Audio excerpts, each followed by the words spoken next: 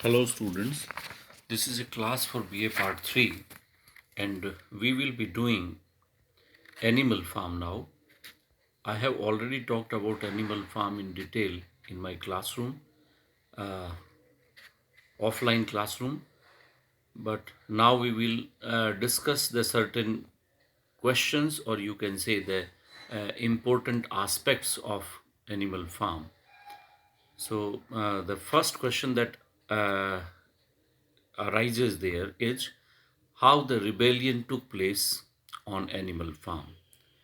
So let us do some introductory part and then we will come to the question. Animal Farm is actually an extended fable. I told you, fable is a story where animals act, behave, conduct like human beings. So, Animal Farm is an extended fable by George Orwell with a distinct political purpose. It begins with the sudden urge for revolt against man's tyranny by animals on a farm, which is called Manor Farm. There is an old major, a very senior boar, who becomes the prophet of this rebellion by animals to overthrow man's tyranny. He says, whatever goes upon two legs is an enemy. He talks about this for men. Whatever goes upon two legs is an enemy. Whatever goes upon four legs or has wings is a friend. This leader of animals gives a complete system of political thought with a new name which he calls animalism. One night, this old major, the prize boar, calls a meeting of all the animals of a manor farm to divulge, to open his secret, strange dream to them. Animals gather in the big barn in the night when Mr. Jones is the owner of the farm, and when he has gone to bed after drinking too much. When all the animals have reached, Old Major, who is sitting upon a raised platform in front of them, clears his throat.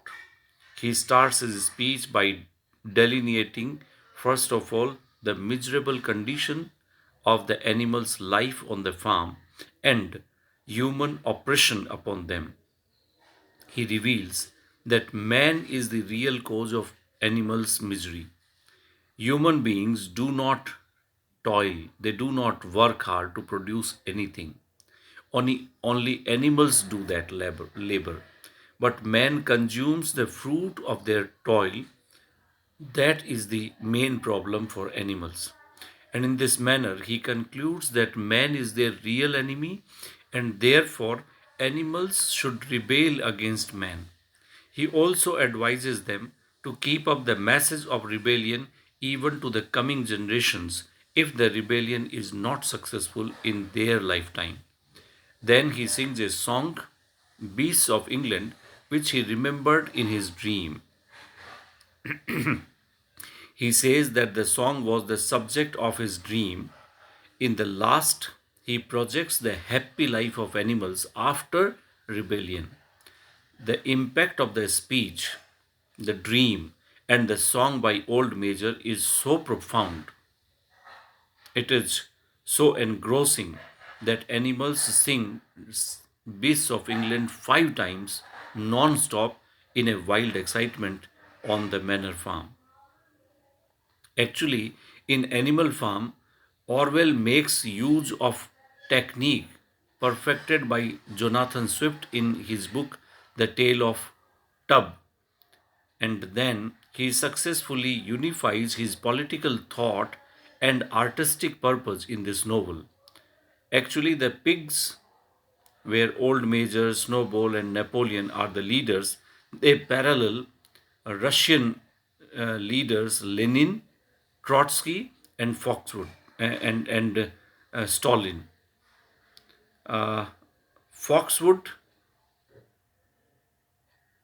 is actually the German Nazism, and the book is actually an attack on Russia and the Russian Revolution.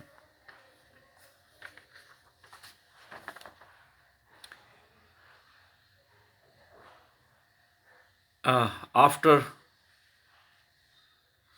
Old Major's death, the responsibility of how the rebellion would take place came upon three more intelligent pigs, namely Napoleon, Snowball, and Squealer. They were more active than other animals. Several nights a week, they held secret meetings in the barn to expound the message of revolution and the principles of animalism, propounded essentially by the old major.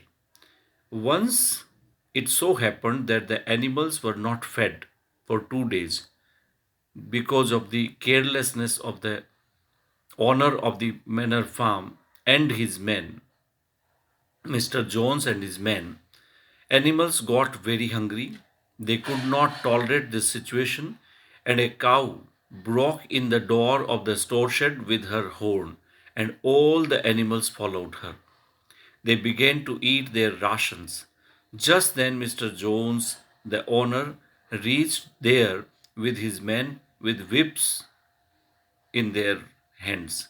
They began to lash out the whips upon the animals, but this situation was unbearable for the hungry animals, and without any pre planning, all of them began to kick and butt men. Jones and his men found themselves unable to control this situation, and when they saw no way out, they took to their heels from the manor farm. Also, Mrs. Jones escaped from the back door. Afterwards, all the animals gathered in the farm and surprised of their successful rebellion. All the signs and symbols of slavery were burnt by them then and there, and they sang Beasts of England 7 times non stop and had their meal in a lot of quantity. And in this manner, the rebellion took place without any pre thought, and it was successful. So, this is the story of the rebellion on Animal Farm.